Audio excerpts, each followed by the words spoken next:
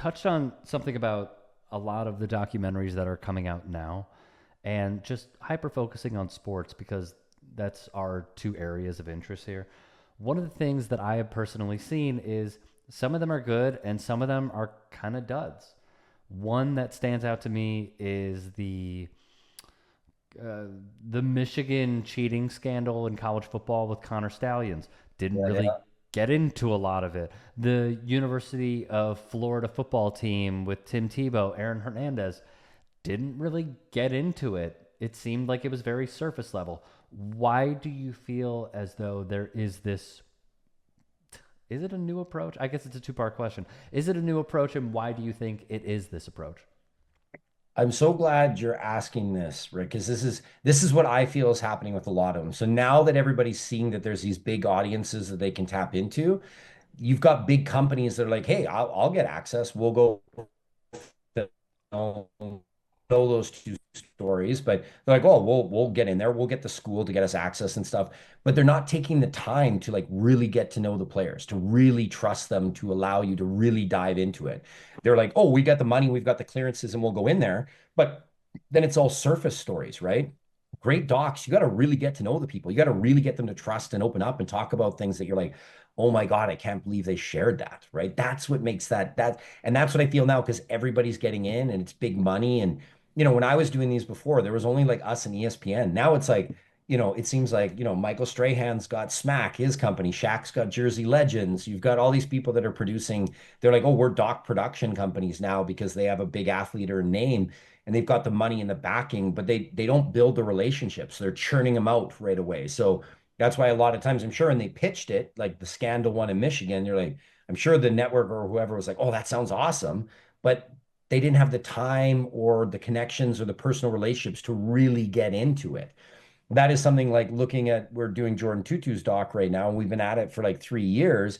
And his is incredibly, special and it's deep because his brother committed suicide right before he got drafted to the NHL. And, he came from a dysfunctional household up in Rankin Inlet, Nunavut.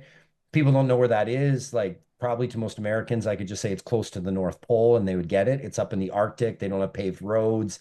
It's the fact that he was able to make it to the NHL as the first Inuk player to ever play in the NHL or to ever make Team Canada is insane. But it's very, very, like the stories are deep. There's a lot of trauma there. There's a lot of things that's very delicate. And Jordan was like, the only way I'll let you guys tell the story is you have to come live it. You have to come up Mm. on the land with me. So he made us go do the beluga hunt. He made us go do the caribou hunt, and he made us do the big fish. And I say made us like we love like going on those adventures filmmaker. But we slept in tents in the Arctic with him for 3 days and his family. Like, so we experienced the land in a way that if you were like, hey, we're a big company out of States, we're gonna bing bang shoot this here, we're gonna wrap it up in 3 months and put it on air, you wouldn't have that personal connection, the emotional sharing that Jordan was comfortable in sharing with us. Is it a difference between American athletes and Canadian athletes? Mm. It depends on the sport, I think. I haven't worked too much in like basketball or football. But hockey players, there's a little bit, I think there's definitely hockey players are a special one because most of them, come from small communities, small towns, humble beginnings. It's a privileged sport. It's an expensive sport. Kids generally, when they're in their early teens and late teens, they don't really get it. But generally when they get it older, they appreciate it. So I think there's a bit of that. There's definitely a humility that I think Canadians have a bit more than Americans, especially hockey players. But also, I've worked with a lot of fighters in the UFC, and there's a lot of humility there because you can be top of the world and world champion one week, and you can get knocked out cold in front of millions of people the next week. And there's memes about you for decades of like how Right. you got dummied and you look. So I found fighters are really, really humble. And I also find, Jordan's sober now, 14 years. So anyone that's gone through recovery, they're some of the best people for docs because part of their healing is talking about it and sharing their mistakes and their humilities as a human and why they got into addiction problems. It's what you want. Like, hate to sound mean, but like every doc, if you could do it on somebody in recovery, would be tremendous because they're so open about talking about their feelings, about what they did wrong, being a bad parent, being a bad teammate or whatever. So, Yeah, I know that wasn't really the answer to your question, but there's definitely a humility in the sports I've worked with. Hockey players in general are really great to work with. Fighters are great because they get humbled every week. And then people that have been in recovery are the best because it's part of their healing to share and learn and discover about themselves if there's things that they haven't, really brought to the surface. After I asked it and when you started answering it, I realized, oh yeah, I've been in those locker rooms. I have talked to baseball players, NBA players, and NHL players. And the most open players that I interacted with were NHL players. So I do think actually that it does come with the territory. I want to go back to something real quick. You were talking about how you take your time to do a documentary on somebody. And we were discussing how, let's say, for example, some of the Netflix documentaries are not going in the weeds. Is it because this is a long question. Is it potentially because they strike a deal with the subject and the subject wants to be very cautious about the image that they put out? And in turn, is it because they want to do a documentary once they put pen to paper as quickly as possible? You nailed it. I think it's a combination of the two. I think one, it's they want to get it as quickly as possible. Like the big companies thing is like, oh, we got all access, we've got logo rights and trademarks, and they're going to let us get in the locker room with these players. Perfect, we're set. It was like, yeah, but did you do any pre-interviews with them? Did you come up and meet them? Did you get to know their families so that they'll open up and say something other than like, well, there's no I in team, and we just get out there and give it 100%, do the best we can. Like you get that on your like the regular interviews that you do after a sports game. That's nothing. So that's part of it. And then because they are trying to churn them out, everybody's so competitive with streamers. There's so much. It's like, let's get this quick. We've got the license with the NHL or whatever sports. We've got full access. Just go shoot it, bang it out. We'll edit it out in 3, 4 months. We'll be done. We'll go. Right. And then part of it is the athletes too. It is definitely, I've seen a difference with athletes when they're currently playing and when they're retired, right? When they're retired, then they're much more open to talk about contract disputes or controversies and stuff that had because they've been through it and they're retired. When they're under, like, great, you're getting the access and you're filming them, but people aren't going to go off the record when they can get suspended or like, get their contract canceled. So they're going to be very vanilla when they play, but when they're retired that and they're reflecting, that's when people are, I find, the best, right? So it's that it's what you said, and that's why, even the HBO 24/7s, like a lot of them, it's cool to go behind the curtain, but like a lot of them, you're like, man, a week after it's done, I don't remember it, right? Whereas, you know, I challenge listeners now, Google the top 10 hockey documentaries ever made, and Ice Guardians is on every list out there. It's usually in the top two, three, four, five. Something we did with Ice Guardians is we interviewed players from all teams. So there's no team bias. We didn't just follow one team or two teams for 48 hours. We followed some of the most like we interviewed and talked to some of the most iconic players that played on those teams from different eras and how the evolution of that role evolved, right? And how it came into play. So and then because they were retired, they would speak more openly about things and talk about things that just made you have more of a connection.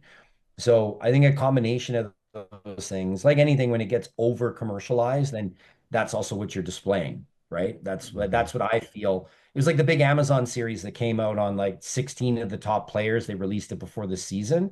Like they were just shooting during the cup run, and then it was like released in like they're shooting in June, and then it released in like September or October. And I was like, how can you get that done so quick? And then most people that watch are like, oh, I can see because you basically just shot all the B-roll you did, added a few interviews, and the access is great. You're like, wow, they're in the dressing room and everything, but there's no surface. They didn't get to know any of the players.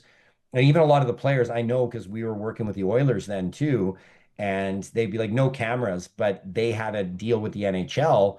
And the players would be like, hey, we just lost a game. Like, get the camera out of here. We don't want you in here. And they'd be like, sorry, we're at the NHL. You can't kick us out. Mm. So the players are not going to do any favors, though. They're going to be like, okay, fine, film us. I'm not talking to you, right? But like, I'll go do it because I'm contractually obligated. Whereas we build like usually the athletes the partner with us or the talents the partner with us. So we get a much more personal approach with them, Yeah, right? And more in depth. I'm going to get into Ice Guardians in a minute. I am very curious about this. You said you have gotten to know Jordan Tutu for 3 years. Yes. You have really developed these relationships in order for you to. It's very clear you're passionate about your job. and you want to portray the subject to the best of your ability in the most professional way that will tell the story in the best way possible. Why do you have this approach? It's a simple question and it might be a long answer, which I'm very curious about, but why do you take so long to put out a documentary when you see different studios putting one out every 6 months? It is my blessing and my curse. It's because I'm only doing films now. I'm in a fortunate enough position. I'm only doing films that I'm passionate about the story myself. Because it is as successful as my team have been, and we're able to support my family and stuff. If I just wanted to do it for money, I live in the oil and gas province in Alberta. I go do that, I'd make 10 times more money, right? So I do it because these stories mean a lot to me. And then I also end up like Jordan Tutu and his family, they will be lifelong friends. Like we've shared moments with them and done things that I just will never do with anybody else. Like he invited us into his family's home. We're out on the land. We were eating raw beluga whale, which is called mukta, and hunted and did all that stuff with them. Where it was like I care about them too much sometimes. It is a fault of mine because sometimes it takes too long. And Jordan, we're going through this right now. Like he has some changes that he wants to do. And the director's like, well, that's my creative interpretation. And he's like, I get it, guys, but this is my personal story. This is very intimate. I shared certain things, and there's things I want you to be. I don't want to hide it, but we got to be delicate to make sure it doesn't ruin my relationship with my family and my community, right? So I I don't want to sound cheesy, but I care too much. I'm constantly like, oh, I'll just put more of my fee into the film. I'll just sacrifice more and put it in there. I really do end up caring about most of the individuals. There's only been one or two over the years where, by the end, I can't wait to be done and don't want to work with them again. But for the most part, I really care about them and I really care about the story. And I know how much movies were pivotal into shaping who I am, perspectives I saw, or they inspired me to want to be better, like, the hero narratives, and sports have that, the conflict resolution celebration. So I want that in my films. I want you, when you leave after the field, if you didn't love subject matter and stuff, I want you to be like, man, thinking about the journey I went on with that individual. So, and trust me, many times I wish Tutu was done last year and we were ready to release. I wish we weren't still doing some more changes, but become way too close to him and to many of them that I can't until they're fully happy, with how we've interpreted their story. I keep working with them, which I know frustrates the directors at times, but it's that fine balance. We are sharing our interpretation of your story, but it is your real life story. We're not creating fictional characters. So we have to trust that sometimes if the creative, mechanism that we use miss the mark or they don't feel it, we have to. It's the battle I have with the directors all the time. They're like, but that's my creative way, and I was like, yeah, but you're telling a real story with real people, and it's not entirely accurate, or they don't like the way they're portrayed. So they're not telling you how to reshape it, but reshape it. Take your creative rendition. So I know that's a very long answer to your question, but I care about these too much, which is a curse. It isn't from a business perspective. If you're just looking at a business, people are like, Adam, that's not smart business. I'm like, I know, but I end up caring too much about the subject matter. So that's my curse. So, what exactly is the happy medium with the detail that you just shared about how a subject will not necessarily agree with the depiction, yet you want to honor a director's creative influence? I wish there was a simple answer. Every project's a little different. The one thing is we're never not telling the truth, but at times maybe we're just not going into all the details. A great one of this is Michael Bisping's, right? He actually got emotional the very first day we interviewed him, talking about his household being volatile, right? His dad was a former UK sniper for the military, had undiagnosed PTSD, could be very hard on them at times, and Michael got really emotional and he was like, yeah, there's just a lot of violence in the household. And our director was like, oh, well, tell me about that. Go into it. And he's like, I'd rather not. I love my parents. I'm not trying to pick on them and say they did wrong. They did the best they could with very little money, lots of kids, and they did it. And that was enough. And actually, I remember we went back and forth with the director, and I was like, Hammy, it's still super emotional. And we just shortened it. We took it from like say it was a minute, we cut it to 30 seconds, and you got it. Like it was a Right. volatile household. It shaped him into being, mentally and physically tough because it was tough at his household with all his siblings and having to survive and earn their own way, that kind of prepared him to when he got into mixed martial arts. And he was actually note that Universal, we sold that one to Universal Pictures, and they commented, they're like, we love that scene. Other people would want to go too deep onto that. We get it. Like, we don't need to see the nitty gritties of like the verbal and physical abuse, and the dysfunction that was happening when they were younger. We get it. The emotional. So that's kind of that balance, right? And then I'll go to the director and say, I'm not telling you how to reshape the scene, and neither is the talent. They're just saying, "Ugh, you're going a little too deep or a little too, like, I don't want to go into the details about how I got kicked in the face or whatever by my parents. Like, just say it was violent in the household. I got physically abused or whatever. And then that's usually, and then we show them the scene and they're like, yeah, that's good. I can live with that. That's still truthful. We're not going into details that maybe, ruins their personal relationship that they currently have. So when do you know when so when is the line drawn between pushing a little to try and see if they will divulge and also not going too far to rub the subject the wrong way? Great question. We always push to get everything we can, and then in the edit, you kind of make the adjustments, right? And that's the same going with Jordan. Jordan, because he's in recovery, everything was on the table about his drinking habits and being a sex addict, and his dysfunction and everything at the household is why he brought such a physical, angry, aggressive game on the ice. But then it was just like certain parts. He's like, okay, like guys, I'm open to all this. It's in my book, but you're going a little too much into like my personal family, like, things that kind of go outside of him and what was going on in the household. He's like, let's just take that from like 3 minutes to a minute, Mm. right? So that's kind of the push and pulls that we're never lying or bending the facts. I would never ruin the journalistic integrity like that. But sometimes just not sharing all the intimate details of how that went down, right? Like, and Jordan's also very personal. Like, his brother committed suicide. His brother was pulled over for a DUI. The cops released him because him and his brother were playing. You wouldn't know, it's a place in Manitoba called Nepaw outside of Brandon, where the Brandon Wheat Kings play. And the cops are actually trying to do Jordan's older brother a favor because they knew who the Tutus were. Both of them, they're called Team Tutu. They were hugely popular for their physical play and being some of the first Inuit kids to play in the WHL. So they were really, really popular. But, the cops knew who he was and they let him go home that night to the Billets home. And then the Billets, like, you're not supposed to release a really intoxicated young teen to this, is why they usually put you in the drunk tank or something to sober up. Because when you're emotional and all these things, then his brother took his own life, right? Where all that stuff, like Jordan's like, no, I like all that stuff's on the table. It's just some of the personal, the details of the dysfunction at home that he's like, let's not get into all that. Like, I love my parents. They did the best they could. We were raised like, and his dad in the indigenous communities, I don't know how well people know in the States, but we had oh, what's the name for, we had residential schools for the indigenous, right? I don't know how familiar you are with this, Rick. You do a lot of research, so you might know, but really horrendous what Canadians did. We always like to say we're vanilla and we did good, but back in the 60s scoop, and we're not talking like the early 1900s, like the 60s was when they did this.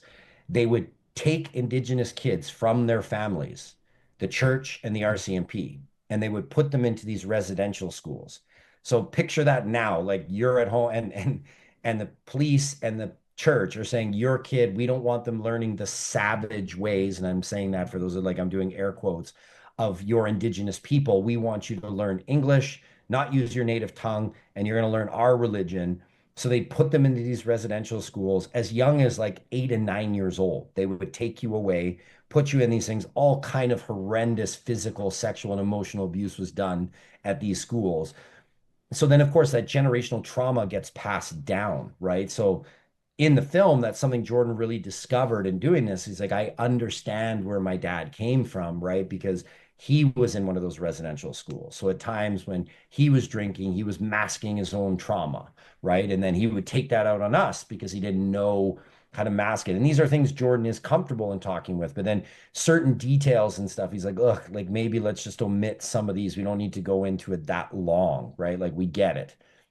And that's the fine balance. It's tough. It's the hardest part when you're getting close to closing to locking a film, because whenever it's about to lock, then people are like, well, we need to add this and you should add this. And you didn't get every moment of my life and this thing's missing. It's like, man, we only have 90 minutes.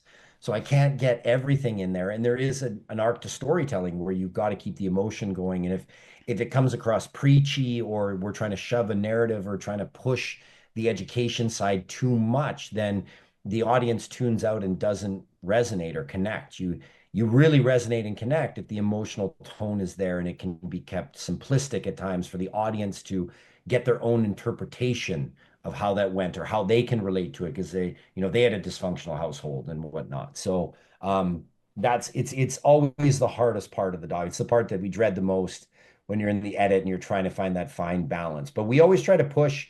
We will ask, and very rarely does an interviewee say, "Hey, that's off the table. I don't talk about that at all." Usually, the only time that happens if there's like legal matters where they could get sued or indicted. But most parts, they'll go there, and then in the edit, sometimes we're cautious of it and be like, "Look, you get the point with this. We don't need to go down that path for another minute and a half. We're getting a little excessive there."